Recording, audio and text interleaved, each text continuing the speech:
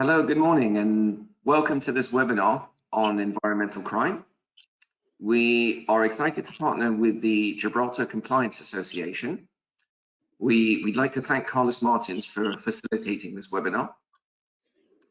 Eastnets, we are a global provider of financial crime and compliance solutions. We're a category leader for sanction screening, AML, and transactions monitoring solutions. Over 800 banks worldwide use our solutions, including more than 100 in the European region. My colleague Hassan Zebdeh will be presenting today's session. Hassan is an expert in financial crime. He has more than 15 years of experience working for various banks and the United Nations, and he is currently our head of regulations at Eastnets. I will now let Hassan begin. If you have any questions, feel free to use the questions tab on the site control panel, and we will address them after Hassan's presentation. Over to you, Hassan. Thank you very much, Thomas. Hello, everyone. Thank you for joining this webinar. As mentioned by my colleague Thomas, I will be talking about the environmental crime. Now we know it's a trending issue in the financial crime industry. I'm trying to move the slides. The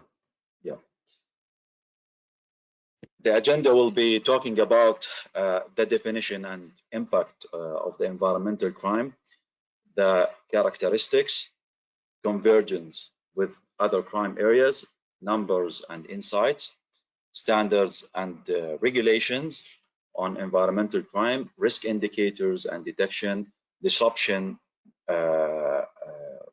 disrupting money laundering from environmental crime, and also sorry, that one was challenges, and the last one will be how to disrupt money laundering from environmental crime. We will have a Q&A after finishing the slides.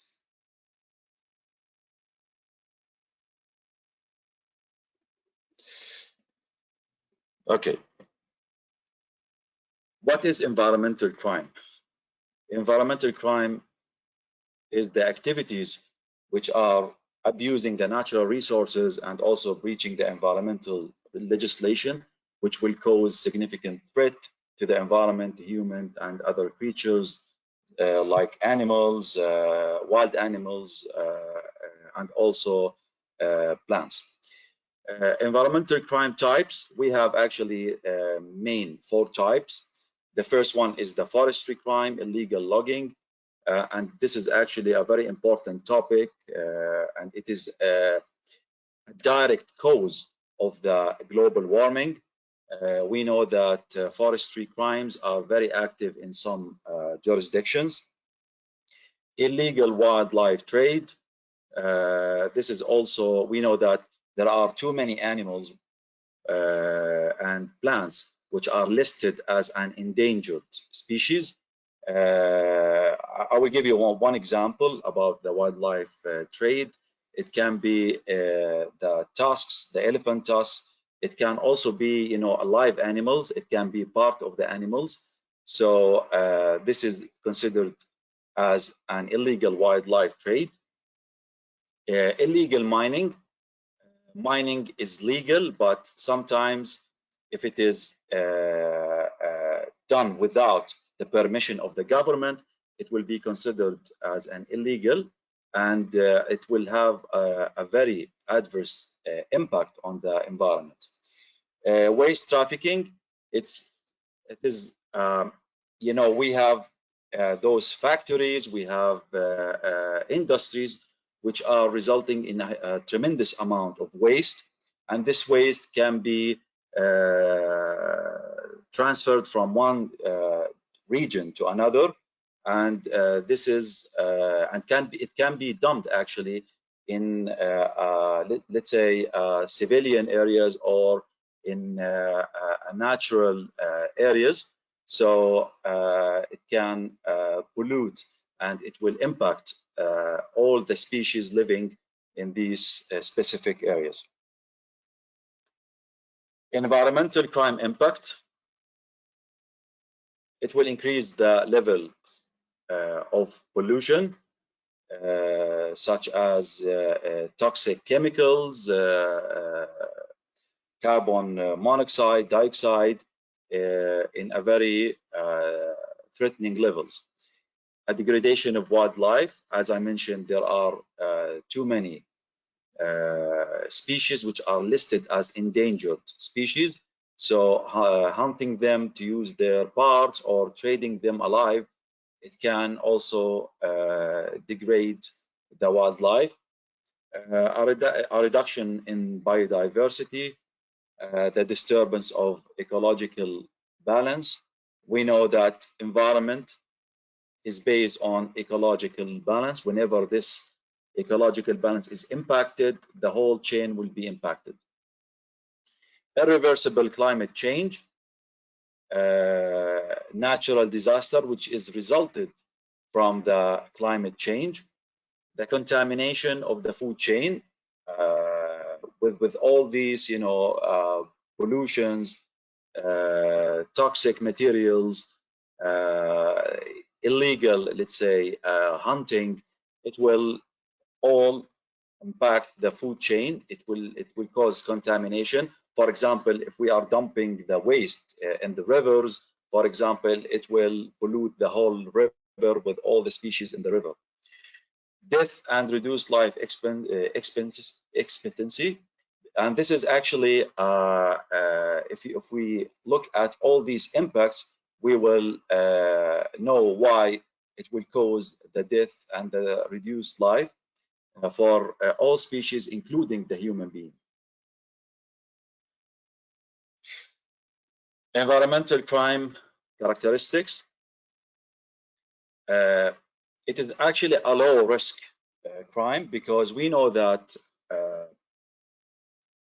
most of the, for example, let's talk about financial institutions. We know that financial institutions, they are not really experts in the field of environment. They are not really aware of the red flags, the typologies. So it is a very low risk crime. It is not easy to be detected, even for the law enforcement.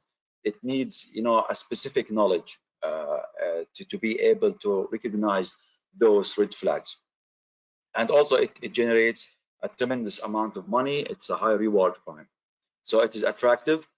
Use of front companies to commingle illegal and legal proceeds. It is very similar to the drug trafficking, where usually the criminals, they do this mixing of proceeds. So they will kill the trace of the dirty money they are generating. Use of shell companies to hide beneficial owners, because usually those criminals who are involved in environmental crime, they are organized crime members, and usually they are listed. And also there is a huge involvement of politically exposed people in this kind of crimes. So they will be using shell companies to hide their, the beneficial owners. Offshore corporate structures to conceal the ultimate criminals. It is for the same reason. They will be using those offshore corporate structures, because we know that the level of transparency in the ownership of those and controlling those corporates are not an easy thing to be determined. Reliance on trade-based financial crime, because this environmental crime will be about, usually about goods which are related to mining, illegal mining, illegal forestry, wildlife trade. So there are goods involved, and these goods usually are shipped from one country to another. So there is a very huge involvement of trade-based financial crime. It fuels the corruption, because sometimes to be able to do those crimes and to commit those crimes, you need to have the approval of some officials, and briberies usually are involved. it converges with other organized crimes such as tax fraud, drug trafficking, and forced labor. I will be talking about them in the next slide. They are extremely attractive to organized crime groups. And a lot of investigation cases have been conducted, and it was found that the common thing is the organized crime groups involved in those crimes. As you can see, actually, this diagram was in the FATF report on money laundering from environmental crime. We can see that in the middle, we have the waste trafficking, illegal logging, illegal mining, for example, is also connected to other environmental crime, which is illegal wildlife trade.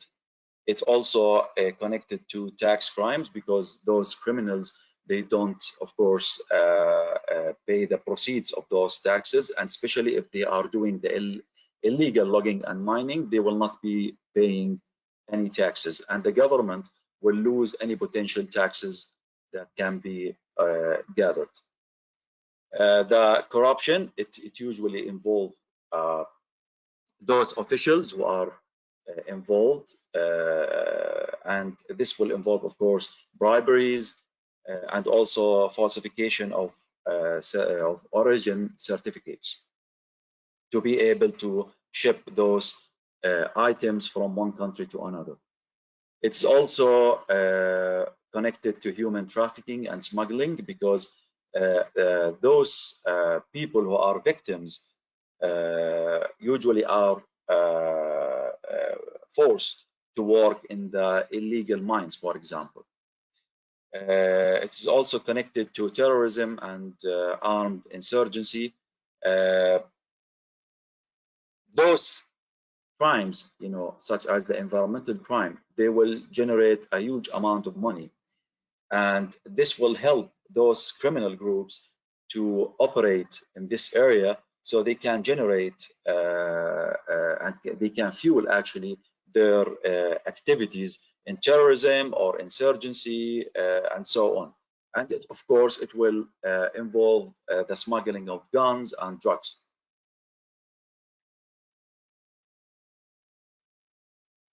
Talking about numbers, FATF has estimated the proceeds from the environmental crime in total between 110 to 281 billion US dollars per year. So we can see that this is a very huge number actually, and it will indicate how much this business is lucrative. And we can also notice that the range is a bit huge between the 110 and 281. And here we can tell that it is not easy to detect these crimes. That's why we have this estimation. The breakdown of this amount is forestry crime between 51 to 152 billion US dollar per year. For illegal mining, it is 12 to 48 billion. Waste trafficking, 10 to 12 billion. Illegal wildlife trade between 7 and 23. And if we, the total number of the maximum, let's say, estimation does not really correspond to the general estimation, the total estimation. I tried to figure out the reason, but obviously this is because there are some other aspects involved in that, such as the tax evasion related issues.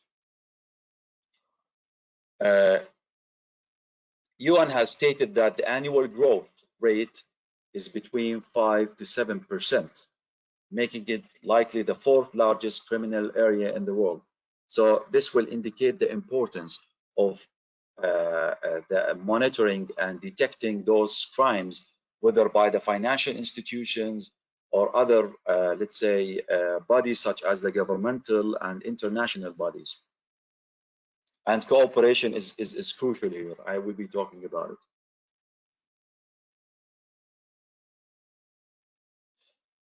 This was taken from the Basel AML Index 2022. We can see that there is a correlation between the environmental crime and the high, the money laundering and terrorist financing activities in any specific country. They are correlated. The more high risk the country for money laundering and terrorist financing, the more it is high risk for environmental crimes. And as we can see here, we have the general score of each country for AML, for money laundering, sorry. We can see that the one in orange is the environmental crime. It is really correlated to that.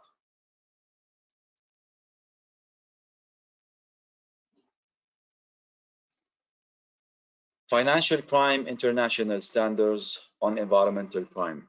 We have a very good beneficial reports published by FATF. The first one is the money laundering from environmental crime, which was issued in July 2021. And the other one is report on money laundering and the illegal wildlife trade in June 2020. These documents are very beneficial for governments, for financial institutions, for even Reg-tech sector. It involves or it includes cases, real life cases, red flags, risk indicators, describing the challenges of detecting and monitoring those activities, and explaining the types of those activities. And we have also a very good statistics regarding those crimes. I really encourage everyone to have a look at these documents.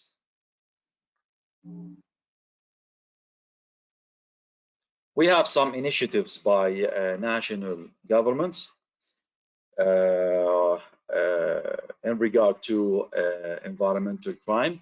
For example, in November 2021, FinCEN has issued a notice to call attention to environmental crimes and related financial activity.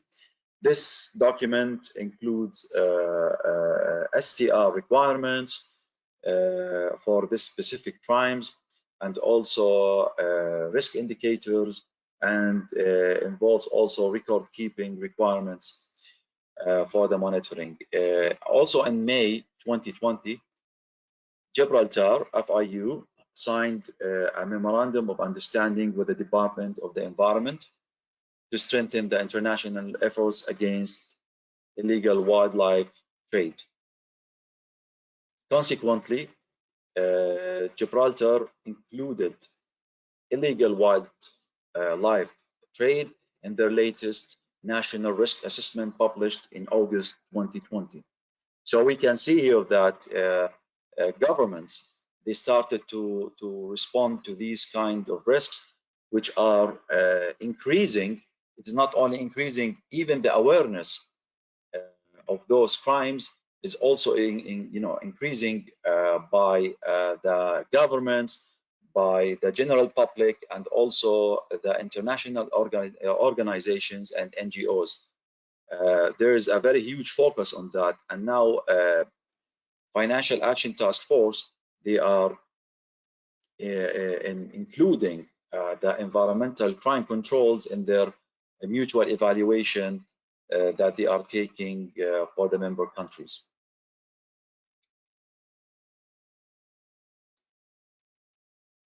Okay, environmental crime risk indicators. These documents, they include, in total, they include 70 potential risk indicators on environmental crime, including illegal wildlife trafficking. We have potential risk indicators in both documents. These risk indicators can be translated into rules and scenarios, red flags that can help in detecting those crimes, and will trigger further investigation over those transactions which are related, and the financial flows which are related to those crimes. These risk indicators are to be used in detecting environmental crime by the financial sector. It is mainly covering those financial flows. So if you are a financial sector, it's extremely important to review those indicators and to check if your national regulator is translating those indicators or transposing them into the national regulation. So you need to comply with them. For example, I will give an example. As an international company providing financial crime solutions, we analyzed all these risk indicators and reflecting them into our monitoring tools. And now for the risk indicators, they are mainly falling under the below categories. The KYC, information and verification. It is extremely important to have a sufficient customer information, verifying them, knowing the type of economic activity this customer is involved in, and this will trigger, for example, the enhanced due diligence and close monitoring of those customers. And this KYC has to be perpetual. It has to be all the time up to date, and it has to be sufficient, especially for those customers who are operating and involved in transactions, cross-border transactions, and those cross-border transactions are usually between source and destination countries for environmental crime. AML, CTF, and fraud monitoring, including trade-based financial crime. It's very important to deploy those risk indicators, translating them into rules, scenarios, whether they are a library rules or they are artificial intelligence rules, to be able to detect those transactions, especially for the trade-based financial crime the trade finance transactions, because as I mentioned, those goods are usually traded among different countries. So monitoring those transactions is extremely important. Fraud is a good example because we know that there is usually a falsification in certificate of origin in particular, and also we can find that they will be manipulating the description of goods and services. So you need to have this this open eye on those transactions. Screening the involved parties, and not only the parties, not only the applicant and the beneficiary, for example, also the ultimate beneficial owners who are hiding behind those corporate structures to be able to trade those items which are resulted from the environmental crimes. For example, the PEPs, the high-risk environmental crime countries, the sanctioned entities. As I mentioned, those organized crime groups, members, usually they are sanctioned or they are listed. So it is very important to pay attention to that. Also for the PEPs, they are involved, in briberies to facilitate those type of environmental crimes.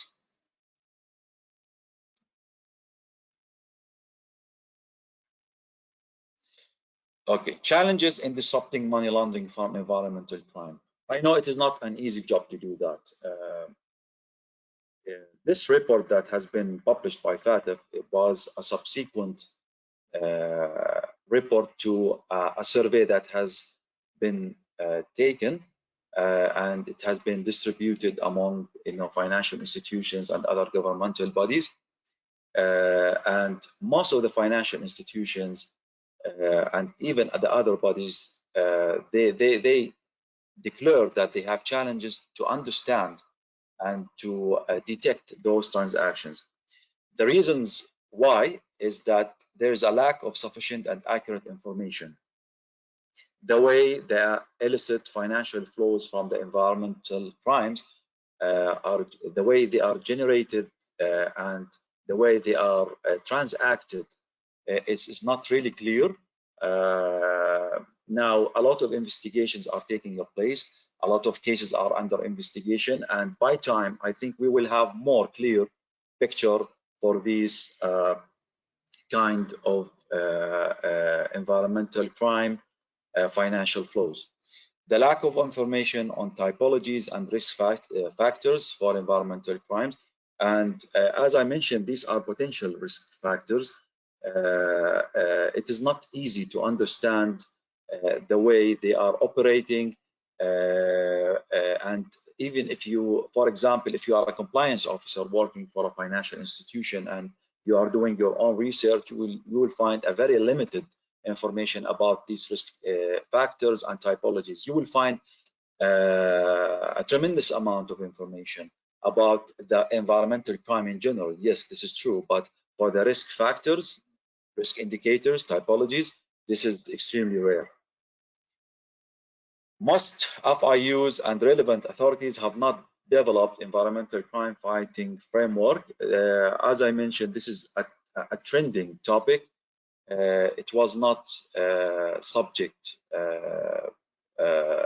for governmental attention before, especially from financial crime perspective, and now it is actually more into attention.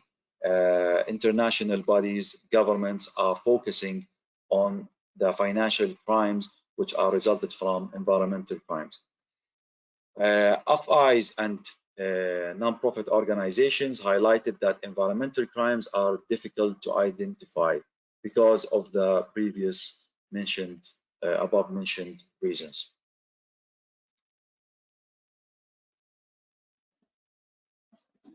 Disrupting money laundering from environmental crime for public sector. First, implementing FATF standards regarding environmental crime, such as the transparent BO requirements. We know that there is a huge debate regarding exposing the beneficial owner requirements, such as the public registries, who has the right to access those registries, etc. But it is very important to have those BO requirements and registries available, at least for the financial institution and other relevant bodies who are fighting those environmental crimes. And also they need to be updated, they need to be sufficient, and they need to be a risk-based approach. The more the profile is a high-risk profile from economic perspective, or that can be related to those type of activities, illegal activities, the update has to be more frequent. It needs to be perpetual, such as, you know, or similar to the KYC that are maintained by the financial institutions. Public-private sector to share risk information. This is very important as well. And we can see that there are some initiatives not only related to environmental crime, but other related crimes, and also some related industries, such as the trade finance, for example. We can see that there are initiatives to create platforms to upload all the relevant transactions, messages, documents related to trade finance.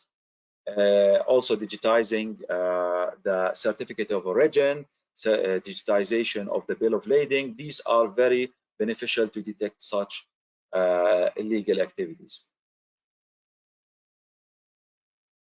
This will also help in to strengthen the due diligence and also the monitoring of the financial flows of these transactions. Also, this cooperation between the public and private sector will aim to ensure that there is a sufficient level of understanding of money laundering risk that are related to environmental crimes. Also, the collaboration between the environmental agencies and the relevant authorities, such as FIUs, the financial intelligence units, and other law enforcement authorities, because environmental agencies are the most let's say, educated people about the environmental crimes. They know exactly what are environmental crimes. They know more about the typologies of those environmental crimes. They know a lot of details about it. So sharing those information with the relevant authorities, it will help in monitoring and detecting those crimes. International cooperation for the exchange of information and evidence. This is what we call it the mutual legal assistance treaties, where they can not only share information, like in the case of the FIUs, but also they can exchange evidence. And this is extremely important because the international nature of this kind of environmental crime, usually the items which are traded cross-border. So we know the importance of that. AML authorities to have the power to investigate and trace assets from environmental crime. It is not only to have the power itself, it needs to be a sufficient power and also the capacity. They need to do augmentation in their resources to be able to investigate and trace those assets. Responding to environmental crime should be integrated into wider AML and environmental crime strategies. Any strategy to fight the crimes, farming legislations, it needs to be considered as an important area that can be covered by those strategies. Countries must consider environmental crime, money laundering risk assessment while undertaking the national risk assessment. And this is also important to help the financial institutions to focus their efforts on fighting those risk indicators and the risk of those financial flows which are resulted from the environmental crimes.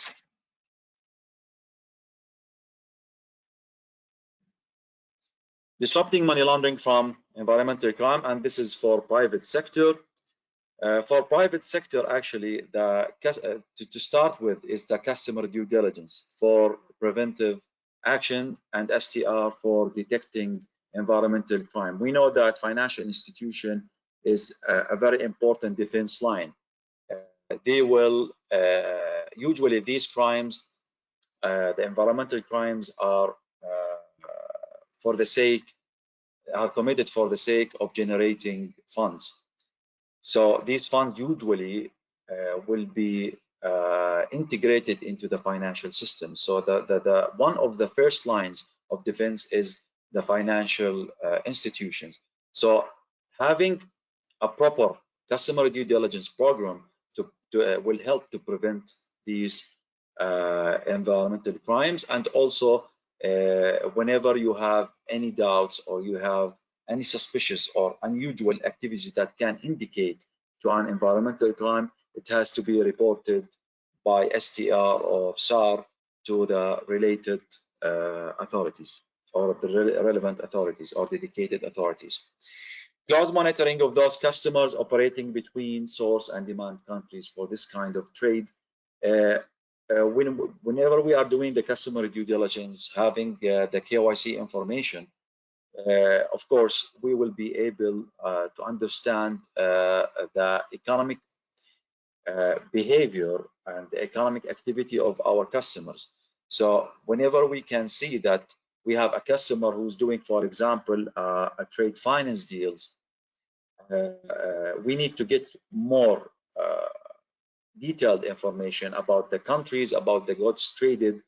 And whenever we find that this particular customer is usually trading between the source and demand countries of those environmental crimes, we need to consider this a high risk and to have a close monitoring of these transactions.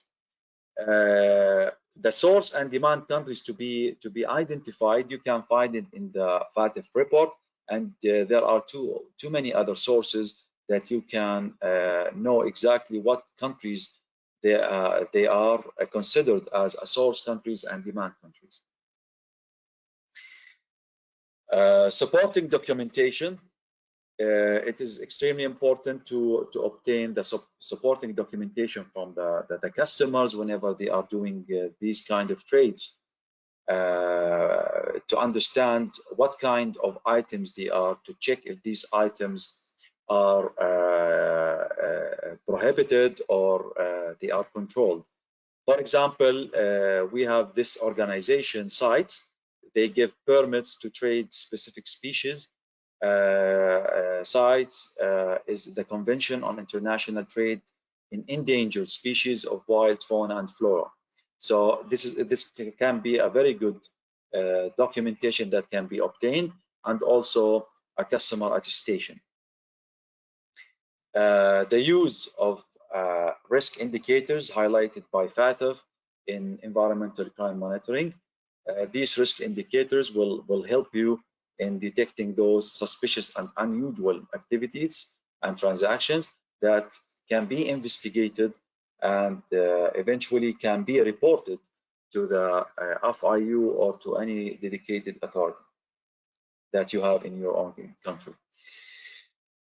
Implementing proper tools that can be integrated to detect those environmental crime, money laundering risk indicators, because we know that with the huge amount of transactions that you have, it's very important to automate the whole process of monitoring and detecting those transactions and activities. It is not only by automating them. Also now, this is not enough. Even you need to go further by utilizing the new technologies such as artificial intelligence, machine learning, NLPs, and etc. So you need to have those tools. Those tools usually are about monitoring the AML, the CTF fraud transactions, including trade-based money laundering. Trade-based money laundering, for example, we know that it is a sophisticated type of transaction. We have multiple components in the transaction. For example, we may have the LC messages, the letter of credit messages. We will have multiple documentation such as certificate of origin, bill of lading, and also we may have the packing list, commercial invoice. All these documentations need to be reviewed. Also the vessels, for example, the vessel name can be mentioned in the bill of lading. You need to monitor the vessel. So all these type of monitoring is very sophisticated, and it is not easy to be detected without the use of advanced technologies and solutions. Also, to have a KYC data which is accurate, sufficient, verified, and up to date. This is a very important part. If you don't have this KYC information, all the monitoring that you are doing will not help in detecting environmental crimes and other crimes. It's not only environmental crimes. All predicate offenses, all crimes that are related to money laundering will require a sufficient KYC information. Also for the watch list screening, whether it is done for your customer base on periodic basis, or whenever you have a list update, when you have a transaction which is, for example, a wire transfer or a trade finance transactions, you need to do the proper watch list screening to detect any sanctioned or listed entities which are involved, which is involved in the transaction, and also if there is a PIP, which is a politically exposed person involved in the transaction, so you pay more attention and apply the enhanced due diligence rules to be able to detect any potential suspicious behavior and activity. That's all for today. Thank you very much for joining us again, and please feel free to ask any question and I'll be answering them. Thank you very much. Over to you, Thomas. Thank you very much for the presentation, Hassan. We did receive a few questions through the question box, so maybe you'd like to address those. Yes. So the first question is, as a financial institution, what type of transaction should we focus on monitoring activities on to detect environmental crime? Yes. Okay, thank you. Now, in my opinion, all type of transactions that you have, you need to give a special attention and monitor them closely whenever they are having any, let's say, risk indicator or anything related to unusual behavior or activity. Especially for the wire transfers, for example, for the trade finance transactions.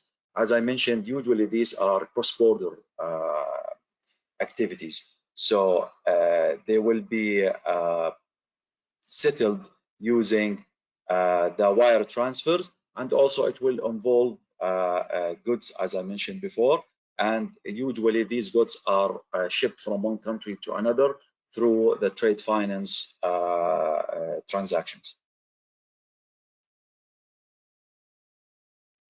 Okay, thank you. We have another question here. Yeah. Do financial flows which are related to these environmental crimes reside between the involved countries, in parentheses, source and destination? Okay. Not necessarily, because in some cases it was found that there are multiple geographic locations and jurisdictions involved in that. For example, you have the source country shipping those illegal items from the source country to the destination country, but the payments, the sender and the receiver are located in two different jurisdictions. So in total, we have, for example, like 4 jurisdictions. So it is not necessarily be residing between only the source and the destination country. It can be multiple jurisdictions, and as I mentioned, it can be involving offshore and tax haven regimes. Okay, thank you. And then finally, we have a last question. Do you help your customers by providing these anti-financial crime tools to detect and report these environmental crime activities? Yes, definitely. As we are a global, one of the most recognized global Reg-tech solution provider, we provide anti-financial crime solutions, AML, regarding AML, CTF, sanction screening, fraud, trade-based money laundering solution, trade-based financial crime solution.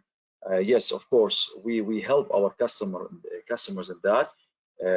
Our solutions are dynamic. They can be integrated to provide a full suite to monitor those financial crimes resulted from any illegal environmental activities. For example, we have a trade-based financial crime solution that can digest and digitize the documentation such as the bill of lading, the commercial invoice, the certificate of origin, and linking it to the message, monitoring the vessel, etc. Yes, so we help in that. And actually, whenever we have any new standards or regulations, major regulations issued and published, we will review them, analyze them, and reflecting them into our products.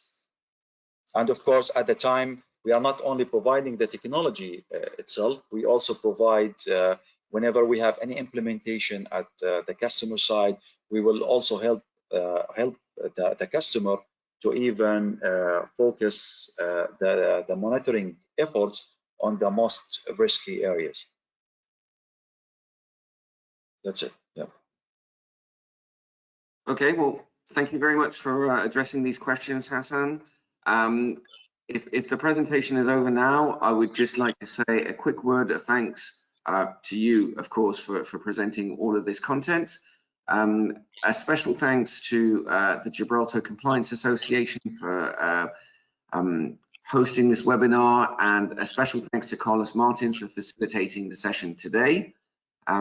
If any of the participants have any further questions, we'll be happy to leave contact details so that they can reach us at a later date. And for now, I just want to say thank you again to everyone for participating. Thank you for your attention. Thank you for the content, Hassan, and I wish you a very good day. Thank you. Thank you very much.